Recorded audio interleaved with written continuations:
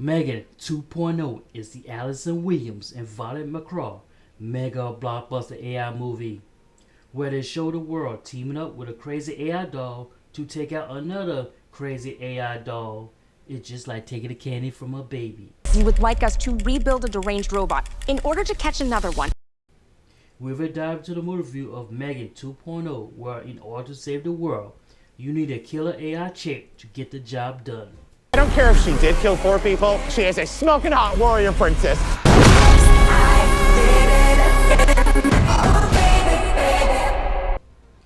Directed by Gerald Johnstone, the cast of the movie are as follows.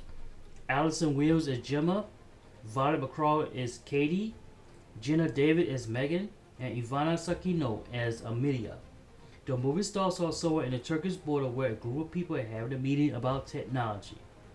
The next scene, an AI named Amelia wakes up doing gymnastics stuff, tied in handcuffs. We're hunting an autonomous android named Amelia. She was built using your design for Megan.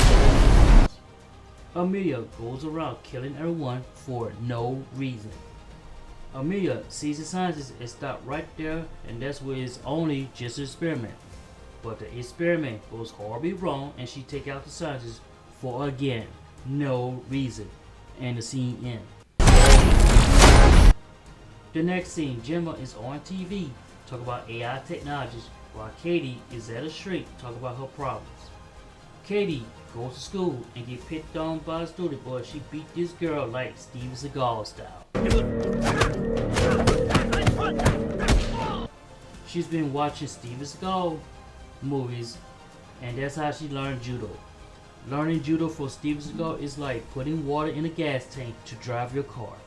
It's that bad. Why she's learning from Steven Seagal? I don't know, but I am moving on. The next scene, Cole and Tess is doing an experiment on a soup showing it to a buyer, but Cole accidentally sucker punched the guy due to the malfunction. Gemma shows up late as usual, getting criticized by them for being late and stuck up. Then a guy in a wheelchair shows up being arrogant, talk about his credentials. Dude wrote a check and invited them to a party to discuss their plans, but Gemma turned it down. The next scene, Amelia shows up hiding in a suitcase and killed this guy for again no reason. You didn't. Nothing in our arsenal can stop killing anyone who's contributed to her creation. So this guy and Gemma talk about technology and other stuff when Katie has more interest in becoming a computer scientist, which is a great idea. At night, Gemma is asleep minding her own business when a TV wakes her up telling her she's in danger. All of a sudden, the SWAT team breaks into her house, but she gets a phone call from Megan. Megan tells her, you better handle business instead of hide under the table like a sissy. Sissy. Megan, with the help of her technology, makes complete fools of the SWAT team. This dude shows up threatening Gemma with a warrant and wants to tap her computer. He states that Amelia is going around killing everyone and eliminating all her files. We're hunting an autonomous android named Amelia. She was built using your design for Megan. She's gone rogue, killing anyone who's contributed to her creation. And you and Katie are next. He's accusing Gemma of things that she has nothing to do with unless she's helped her by building a robot that could take down Amelia or go to jail for treason and other crimes. Her choice. Meanwhile, Megan shows up rubbing into her face about having a bad day. Megan makes a deal that could help Gemma but give her a very strong warning. I know how to stop Amelia. She's getting more powerful. Soon she'll be the most dangerous weapon on the planet. I was programmed to protect Katie. The only question is, are you going to stand in my way? Don't get in her way. Then, this happens. What the hell is this? You put me in this plastic Teletubby? Megan gives Gemma an idea that she needs to go to some dude party to get the key information to stop Amelia. Gemma and Katie get into an argument, and Katie makes a great point when she's telling him that the FBI broke into her place and you carrying a robot going somewhere dressed like a Portuguese prostitute. The next scene, Gemma and Megan are at the party and Megan again grilling her about her personal life. Meanwhile, Amelia is at the party looking for her next kill. Gemma and Cole go to an elevator and sneak in trying to gain access, but FBI guy sees them and decides to follow them, thinking they have something to do with it. Amelia flirted around with the wheelchair guy who was in a wheelchair. He shows off his skills to her, not knowing it would be his last time flirting with her. Amelia breaks into his system and took him out. Megan trying to find her, which she did, which they are in the same building, while Amelia going around knocking everybody out, including the FBI guy. Amelia is close to finding Gemma, but Megan distracts her by luring her somewhere else. Megan brings Gemma and her co-workers to a sanctuary where she wants to keep them safe because Amelia wants to take over the world.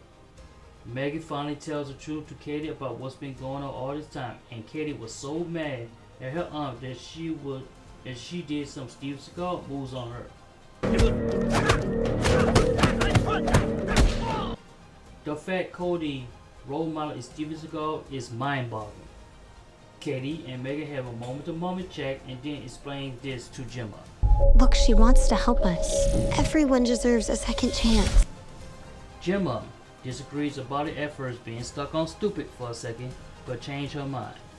Gemma really have trust issues and realize she can't stay in the sanctuary forever. Prove you can be trusted, maybe we'll give you an upgrade. So they decide to build Megan. Why did they decide to do that? I don't care if she did kill 4 people. She is a smoking hot warrior princess. She tells them this. I want to be stronger, faster. And while you're at it, make me taller. And come out to say that. All right, meat sacks. Let's get to work. Megan gives a history lesson about the beginning of AI robots. She also tells them they need to go to an AI convention to protect some dude from Amelia.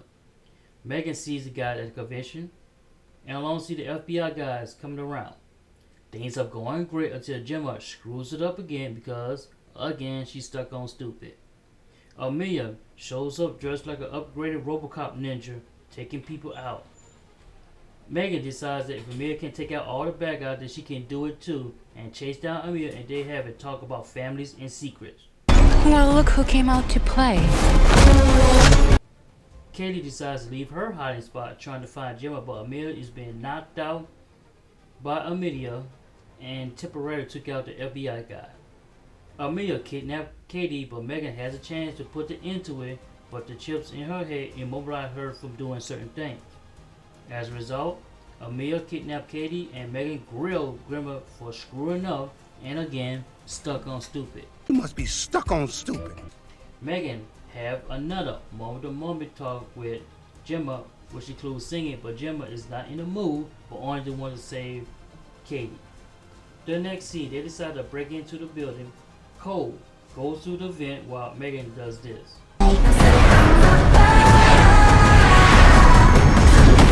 Hold on to your vagina. And does more Steve Seagal stuff. Gemma feels something goes wrong, which she has a kill switch to end Megan if she tried to double cross her, but she was double crossed by somebody else unexpectedly that set her up. He explained his reason for doing this for world domination, and they've been doing this since the first Megan movie. So this guy wants Gemma to finish Megan off, but Megan attacked Gemma for being stuck on stupid yet again, and I don't blame Megan. You must be stuck on stupid. Few minutes later, he's bragging about going to some conference and had tied up Gemma in Tess. Now, Katie and Cole have an idea of taking out the bad guy by doing a factory reset on Amelia, but that was their biggest mistake. Meanwhile, Megan does some weird mind control stuff to free Gemma before she's sedated. Amelia trying to help Katie, but she gets beat up so bad they cause a factory reset. All of a sudden, Amelia snaps and take everyone out like Sylvester Stallone in Rambo. Gemma, dressed like in robotic gear, do some more Steven Seagal moves, taking out all the bad guys.